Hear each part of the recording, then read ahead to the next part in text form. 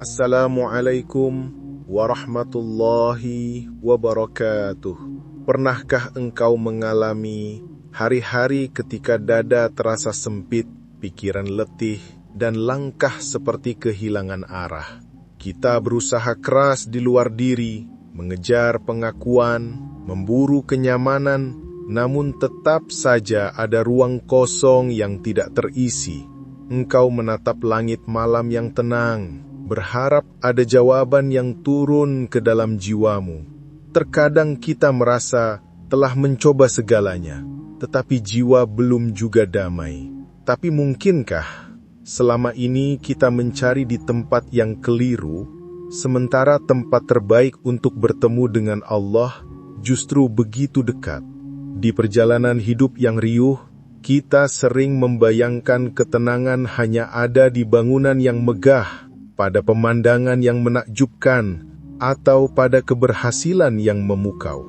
Semua itu bisa menjadi jembatan kebaikan, namun tidak selalu menyentuh pusat luka yang tersembunyi. Ada sebuah istana yang kerap terlupa. Ia sangat dekat, bahkan lebih dekat daripada nafas yang engkau helakan barusan. Istana itu adalah hati, tempat di mana tauhid tumbuh, tempat di mana cinta kepada Allah bersemi, tempat di mana seluruh amal menemukan makna terdalam. Ketika hati hidup dan bersih, jalan pulang terasa jelas. Namun, ketika hati tertutup, dunia yang terang pun tampak redup. Ketahuilah, hati adalah rahasia besar dalam diri manusia. Ia bagaikan kompas batin yang menunjuk utara keikhlasan. Saat hati bersih, engkau merasakan ringan untuk taat, lapang untuk memberi, dan lembut untuk memaafkan. Saat hati keruh, engkau cepat letih oleh bisik ragu, dan mudah terpancing oleh amarah. Hati bersifat berbolak-balik. Karena itu ia perlu dijaga seperti penjaga taman yang sabar. Debu dosa dan kelalaian mudah menempel. Jika dibiarkan, cahayanya meredup, dan arah hidup pun kabur. Maka, tugas kita adalah membersihkan, menyeka, dan merapikannya setiap hari, agar ia kembali bercahaya dan menunjukkan arah. Perhatikan bagaimana hati mempengaruhi seluruh dirimu. Lisan menjadi lembut bila hati lembut. Pandangan menjadi jernih bila hati jernih. Tangan menjadi dermawan bila hati lapang. Namun jika hati sempit, engkau akan melihat dunia dengan curiga, mendengar nasihat dengan enggan, dan memberi dengan terpaksa. Maka benih pertama perbaikan adalah menata kembali bagian paling dalam ini. Kita belajar mendengarkan apa yang hati bisikkan ketika dunia menjadi bising. Kita belajar sunyi, agar dapat mengerti suara Allah yang halus pada dasar jiwa. Kita belajar jujur pada luka yang kita sembunyikan, agar ia dapat diobati dengan lembut. Ada saat-saat engkau merasa gagal. Hutang menekan dan membuat malam terasa panjang. Rasa cemas karena riba yang pernah kau ambil menghantui langkah. Ketakutan akan hari esok seolah menutup pintu harapan. Pada titik itu, hati memerlukan sandaran yang pasti. Bukan sekedar strategi hidup, bukan semata dukungan manusia. Hati memerlukan keyakinan bahwa Allah benar-benar dekat, mendengar, dan memadai. Kedekatan itu bukan dongeng. Ia adalah kenyataan ruhani yang dapat kau rasakan ketika engkau tulus di hadapannya. Saat engkau mengakui kelemahan, di sanalah kekuatan baru diberikan. Saat engkau merendahkan diri, di sanalah Allah meninggikanmu dengan cara yang tidak engkau duga. Bayangkan engkau duduk tenang di ruang sederhana. Lampu redup, nafas diatur pelan. Engkau menyebut nama Allah dengan lirih. Pada mulanya terasa kering, namun teruskan. Seperti tanah gersang yang menerima gerimis pertama, hati pelan-pelan melunak. Air mata bukan tanda lemah, melainkan tanda bahwa dinding hati mulai retak dan cahaya memasuki celahnya. Disitulah engkau mengerti bahwa perjumpaan dengan Allah tidak menuntut jarak, tidak menuntut pangkat, tidak menuntut panggung. Ia menuntut kejujuran dan kesungguhan. Pertemuan itu terjadi di ruang batin yang sunyi, pada saat engkau setia menjaga zikir dan membersihkan niat. Kita semua pernah tergelincir, pernah iri, pernah sombong, pernah lalai. Namun Allah yang Maha Lembut memanggil kita kembali melalui pintu yang bernama taubat. Pintu itu tidak pernah ditutup. Yang sering menutup hanyalah rasa malu dan gengsi kita sendiri. Jika engkau berani mengakui, engkau sudah melangkah setengah perjalanan. Separuh laginya adalah kesungguhan untuk menjaga hati agar tidak kembali kotor. Dan untuk itu, engkau tidak berjalan sendirian. Ada ayat yang menjadi pelita, ada zikir yang menjadi makanan jiwa, ada sedekah yang melegakan, ada sujud yang melembutkan. Dengarkan firman-Nya yang meneguhkan jiwa yang mencari.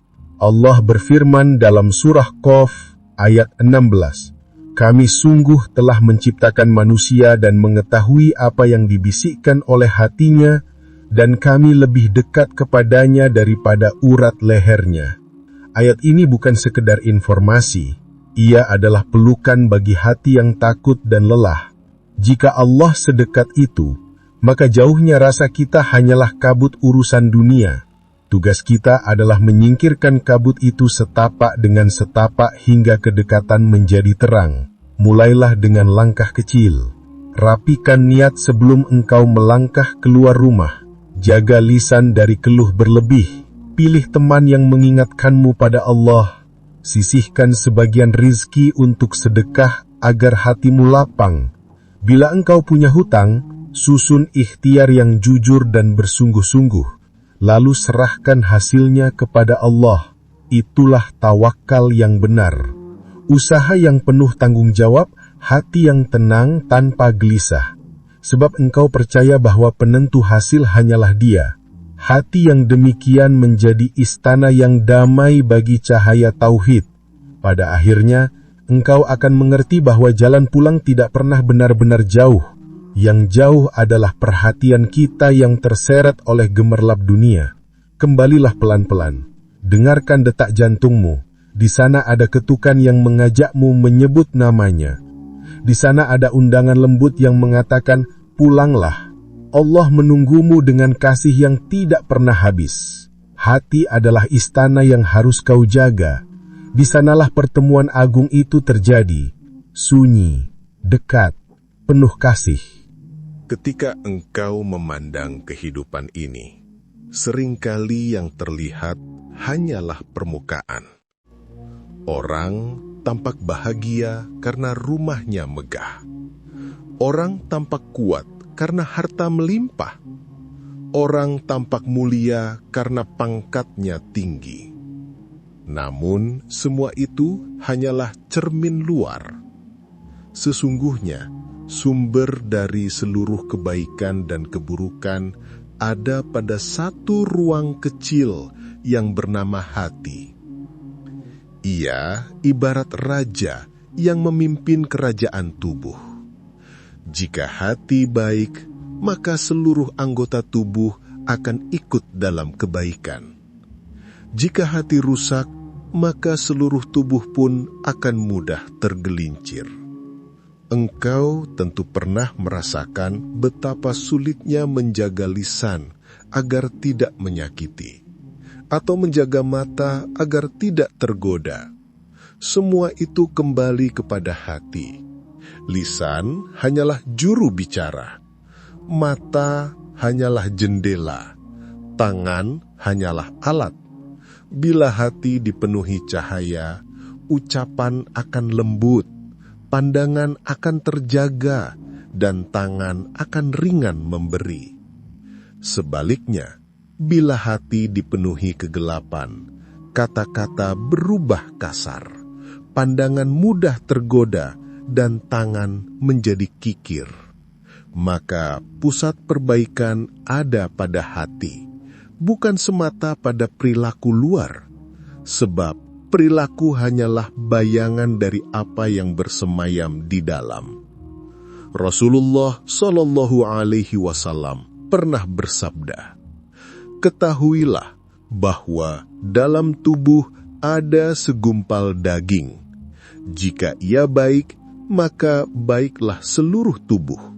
Jika ia rusak, maka rusaklah seluruh tubuh. Ketahuilah, itu adalah hati. Betapa jelas Nabi menjelaskan bahwa inti kehidupan seorang hamba bukanlah pakaian, bukanlah status, melainkan hati.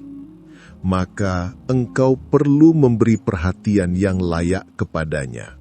Sebagaimana engkau menjaga rumah dari debu, engkau pun harus membersihkan hati dari kotoran batin. Sebagaimana engkau memperbaiki kendaraan agar perjalanan lancar, engkau pun harus memperbaiki hati agar perjalanan hidup lurus. Hati adalah ladang. Ia akan menumbuhkan sesuai benih yang engkau tanam. Jika engkau menanam benih iman, maka tumbuhlah pohon amal soleh yang menaungi jiwa. Jika engkau menanam benih syahwat dan ambisi, maka tumbuhlah semak duri yang melukai langkah. Benih itu adalah niat, maka jagalah niatmu, karena ia akan menentukan arah hidupmu. Bila engkau berniat ibadah demi Allah, meski amalmu sederhana, nilainya mulia di sisinya. Namun, bila engkau berniat mencari pujian, amal sebesar apapun akan kosong. Hati yang tulus adalah rahasia di balik amal yang diterima. Kita sering terjebak pada penampilan luar. Kita memuji orang karena rajin bersedekah, tetapi tidak tahu apakah hatinya ikhlas. Kita kagum pada orang karena pintar bicara agama, tetapi tidak tahu apakah hatinya sombong.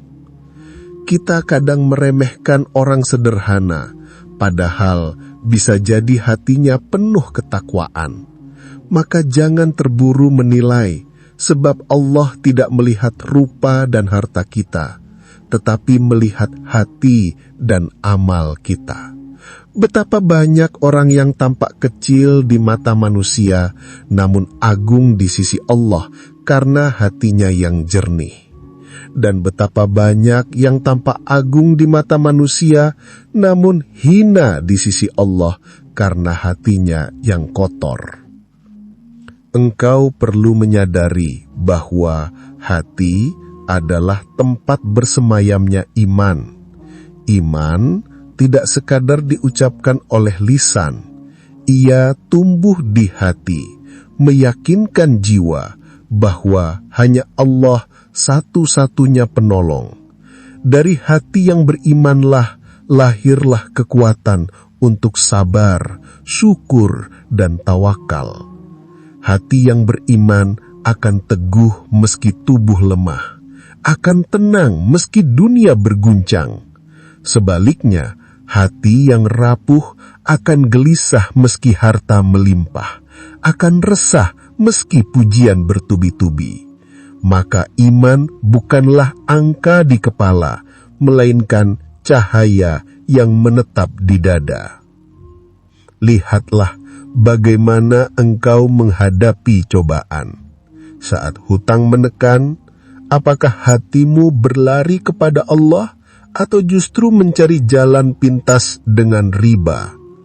Saat sakit menimpa, apakah hatimu sabar menanti rahmat-Nya atau tergesa menyalahkan takdir? Saat dunia memberi kesenangan, apakah hatimu bersyukur atau justru lalai? Semua ujian itu menyingkap keadaan hati. Hati yang sehat akan menjadikan ujian sebagai sarana mendekat. Hati yang sakit akan menjadikan ujian sebagai alasan untuk menjauh. Maka jangan salahkan keadaan. Periksa dulu hatimu, sebab di sanalah rahasia jawaban. Kisah Umar bin Khattab radhiyallahu anhu dapat menjadi pelajaran. Beliau dikenal keras sebelum masuk Islam, tetapi setelah hidayah menyentuh hatinya, kerasnya berubah menjadi kekuatan untuk membela kebenaran. Hati yang tadinya gelap menjadi terang, dan cahayanya menyinari sejarah umat.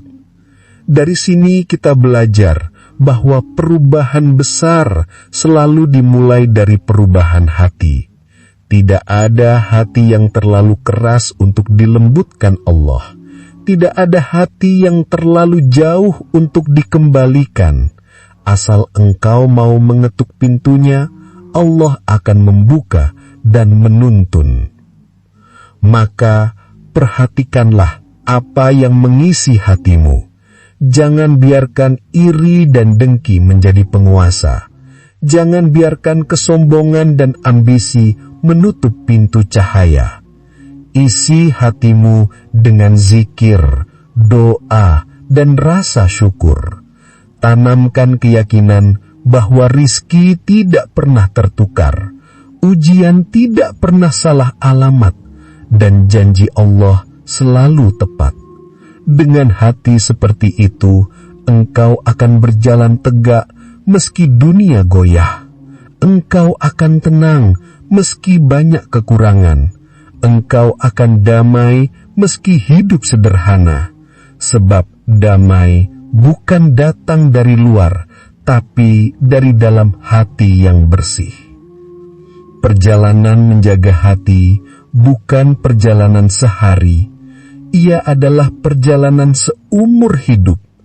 Kadang engkau jatuh, kadang engkau bangkit, kadang hatimu jernih, kadang ia kembali keruh.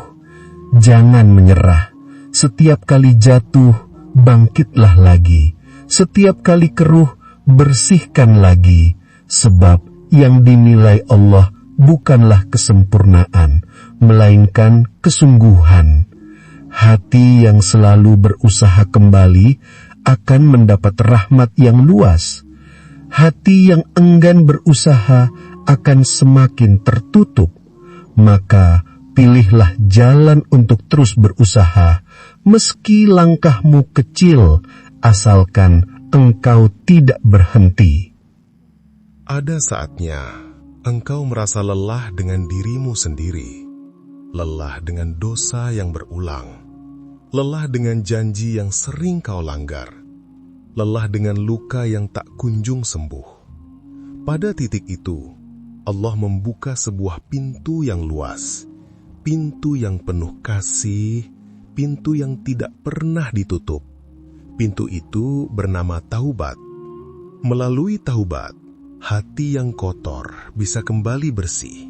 Melalui taubat, jiwa yang berat bisa menjadi ringan. Melalui taubat, engkau yang penuh dosa bisa kembali menjadi hamba yang dekat dengannya. Taubat bukan sekadar ucapan lisan. Taubat adalah gerakan hati yang jujur. Saat engkau menangis dan mengakui kesalahanmu, saat engkau menyesal dan bertekad tidak mengulanginya, saat itulah Allah menyambutmu dengan rahmat. Tidak peduli seberapa besar dosa yang engkau bawa, rahmatnya selalu lebih besar. Tidak peduli seberapa jauh engkau melangkah menjauh, pintunya selalu menunggu untuk engkau ketuk. Taubat adalah tanda bahwa engkau masih ingin pulang, dan Allah tidak pernah menolak hamba yang ingin pulang. Namun, taubat saja tidak cukup. Setelah hati dibersihkan, ia perlu diberi makanan. Makanan itu adalah zikir. Sebagaimana tubuhmu mati tanpa makanan, hatimu pun akan mati tanpa zikir. Zikir bukan hanya lafaz di bibir, melainkan kesadaran bahwa Allah selalu hadir. Saat engkau mengucap subhanallah, engkau sedang mengakui kesuciannya. Saat engkau mengucap alhamdulillah, engkau sedang mengingat nikmatnya. Saat engkau mengucap Allahu Akbar, engkau sedang mengingat kebesarannya. Semakin sering engkau mengingat, semakin hidup hatimu. Pada mulanya, zikir terasa kering. Kau menyebut namanya berulang kali namun seperti tak ada rasa. Jangan berhenti, lanjutkan. Seperti benih yang butuh waktu untuk tumbuh, zikir pun butuh kesabaran.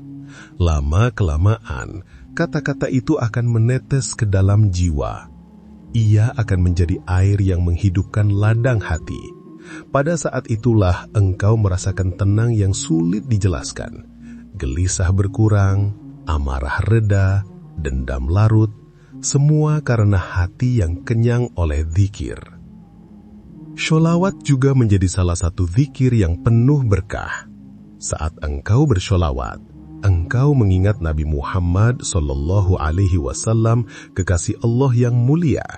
Sholawat menghubungkan kita dengan beliau, membuat hati lebih lembut dan membawa rahmat Allah turun kepada kita. Rasulullah SAW bersabda, barang siapa yang bersalawat kepadaku 1 kali, Allah akan bersalawat kepadanya 10 kali. Betapa besar balasan yang Allah berikan hanya karena kita bersalawat dengan tulus. Engkau bisa memulai dengan amalan sederhana. Bacalah istighfar 100 kali sehari. Bacalah tasbih, tahmid, dan takbir setelah sholat. Bacalah sholawat di waktu senggangmu. Jangan menunggu waktu khusus. Zikir bisa kau ucapkan sambil berjalan, sambil bekerja, bahkan sambil menunggu. Yang penting, hatimu ikut mengingat. Zikir bukan hanya di lidah, melainkan di dalam dada. Ia membuatmu sadar bahwa engkau tidak pernah sendirian.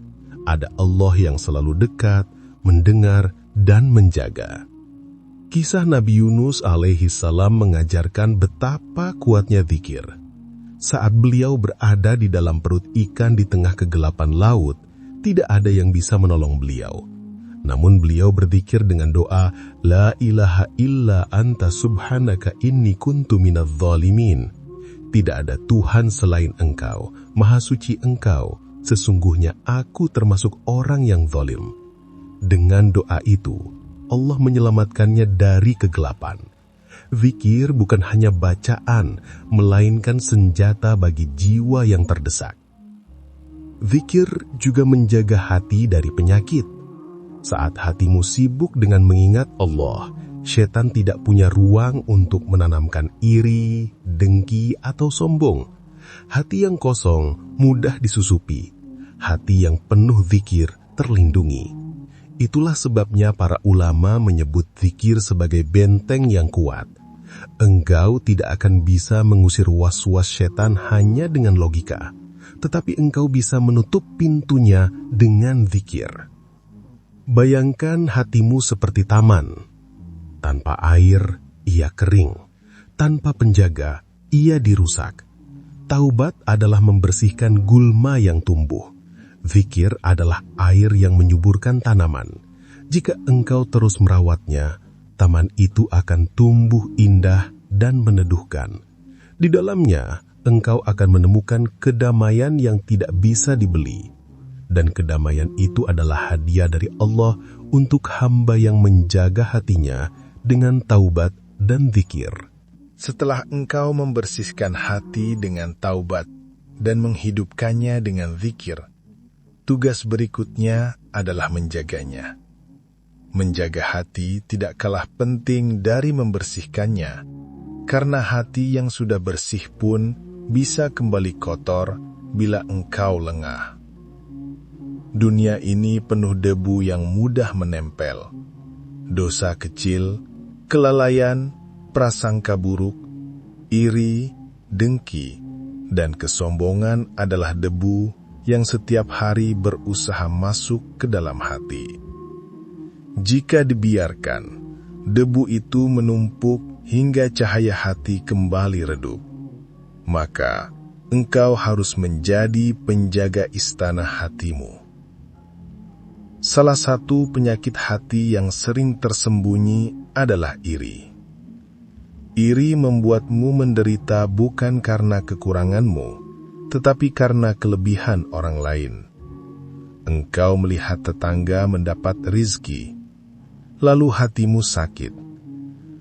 Engkau melihat saudara mendapatkan kemuliaan, lalu hatimu sesak.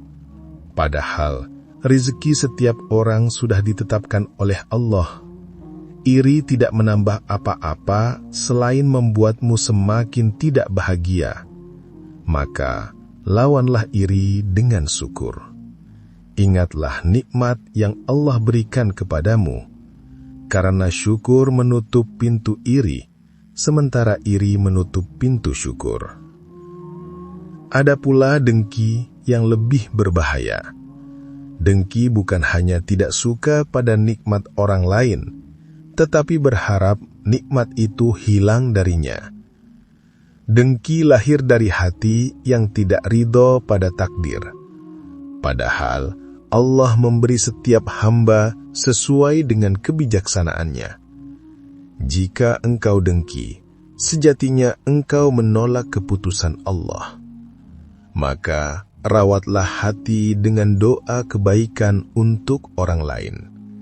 Bila engkau melihat orang lain mendapatkan nikmat, doakanlah agar Allah memberkahi nikmat itu, dan doakan agar engkau pun diberi nikmat serupa.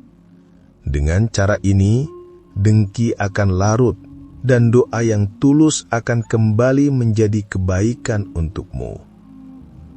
Namun penyakit hati yang paling berbahaya adalah sombong.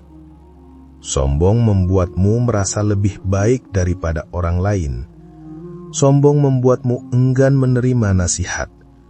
Sombong membuatmu lupa bahwa semua yang engkau punya hanyalah titipan. Ingatlah kisah iblis yang diusir dari surga karena kesombongan.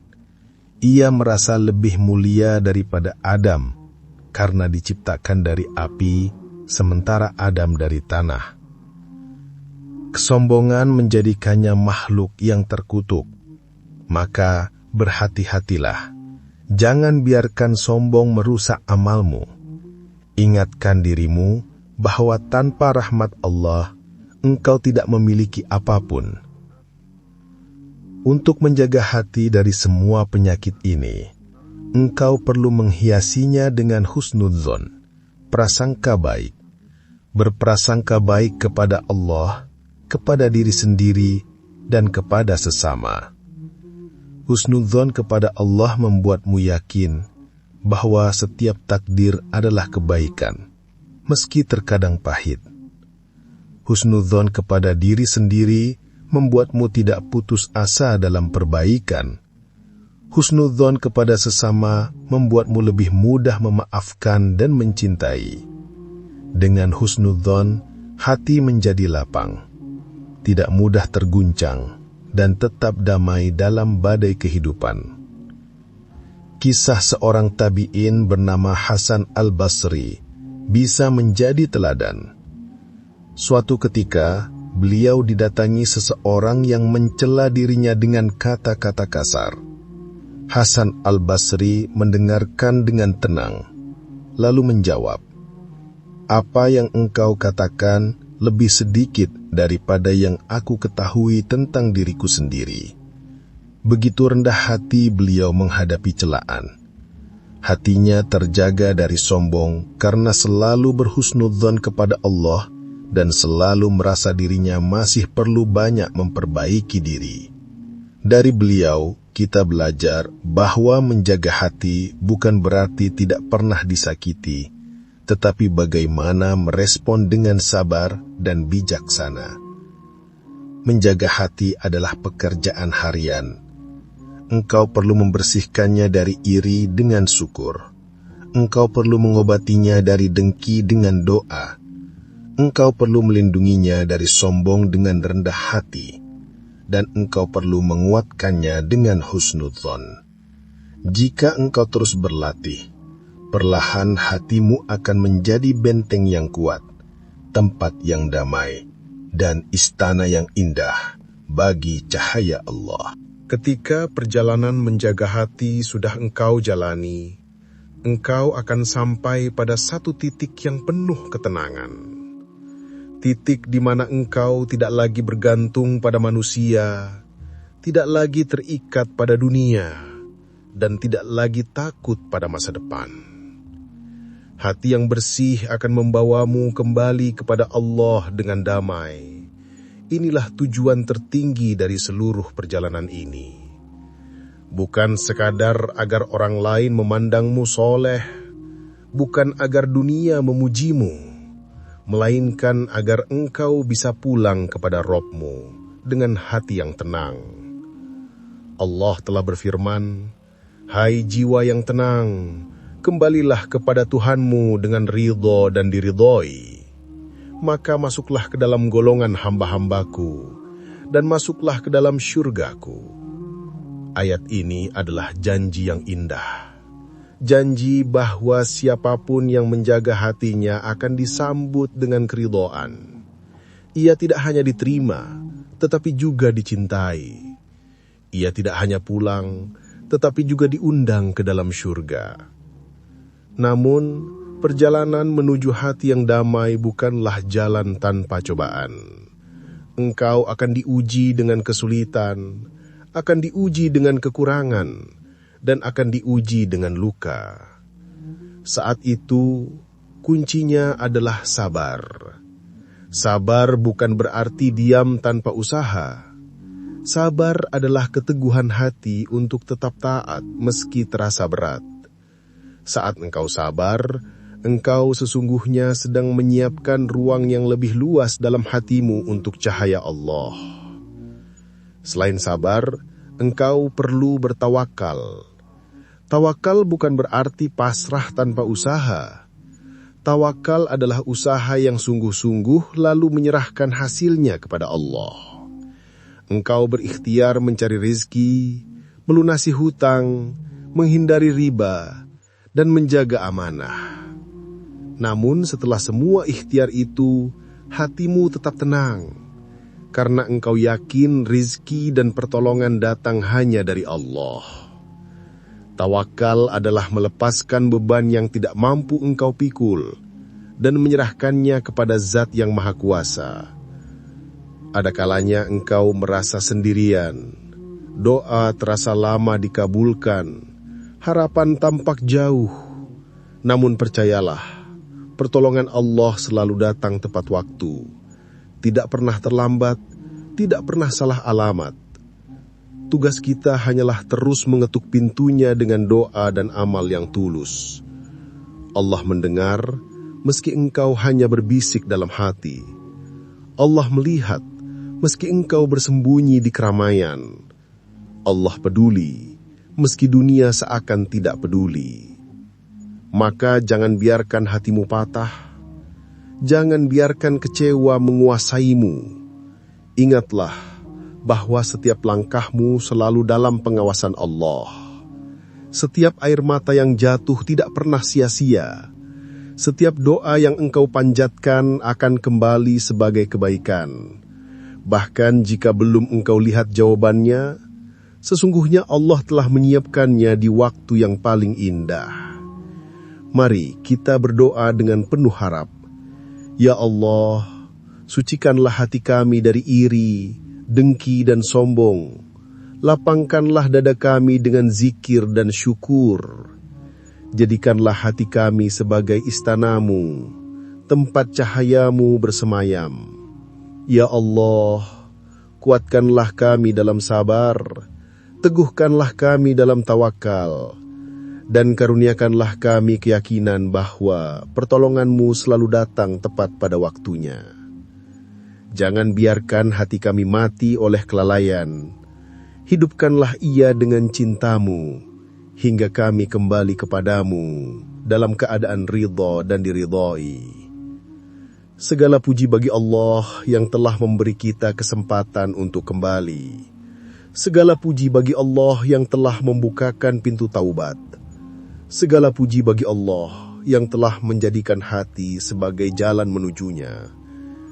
Semua kita semua mampu menjaga hati ini hingga akhir hayat dan kembali kepadanya dengan jiwa yang tenang. Wassalamualaikum warahmatullahi wabarakatuh.